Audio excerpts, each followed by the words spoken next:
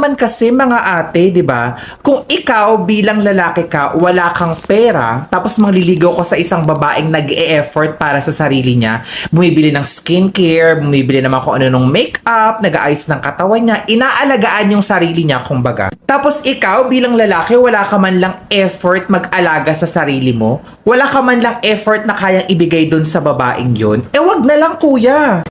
Yung pinagagawa kong video, pinanood ko sa aso ko. Outig ng balbas mo. Ha? Yung pusa ko naman na sobrang natakot. Nalito sa kasarian mo.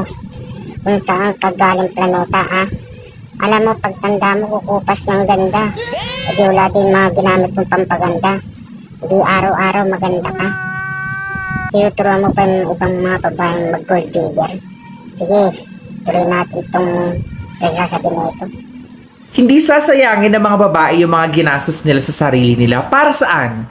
Para mapunta lang sa isang lalaking walang kakwenta-kwenta na gagamit lang sa kanila? Sino ba naman hong babaeng nasa tamang pag-iisip na gumagana to, napapato lang sa lalaking tambay, lalaking walang pangarap sa buhay, lalaking hindi marunong mag-alaga sa sarili niya, tapos siya bilang babae sobrang yung pag-aalaga sa sarili? Grabe mahal ng mga skincare, grabe mahal ng mga makeup, grabe mahal ng mga outfit, tapos papato lang sa isang lalaking walang kwenta, kung baga. Ay naku ate, ibenta-benta mo na talaga to. Feeling ko panahon na para ibenta mo to. Yung utak mo, ibenta mo, nakakagigil ka. Minalit mo pa yung mga tambay, ha? Di mo ba alam nakakatulong yan sa mga eskinita kapag may emergency, ha? Kung halimbawa, kung may mga magnanakaw, isa sa mga tambay hahabol dyan.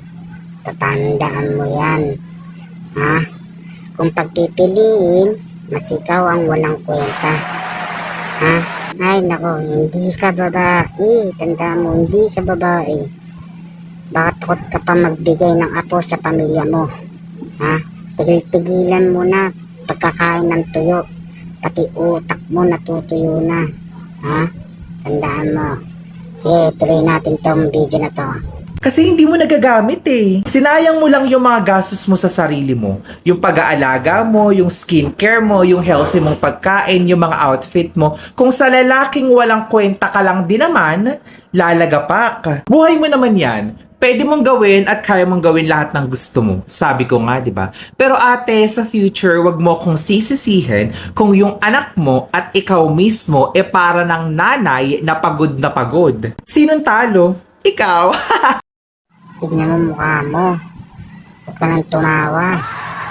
Kaya mukha hindi pagkakatiwalaan, ha? Wala silang dapat pagsisiyan, ha? Kung meron silang dapat pagsisiyan, kung makikinig sila sa mga sinasabi mo, ha? Dahil hindi mo nga alam kung ano yung kasarian mo. Tandaan mo, nanggigil, ha? Tapos, gusto mo makinig sila sa'yo? Paano? Ha? Paano? Hindi, ito na lang. Payo ko lang sa'yo. Gumawa ka na lang ng content na may sense. Tandaan mo yan.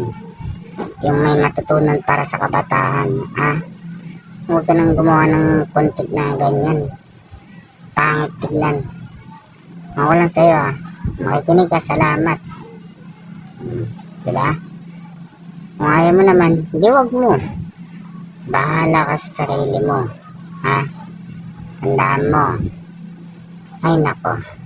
Hanggang dito lang itong video na to.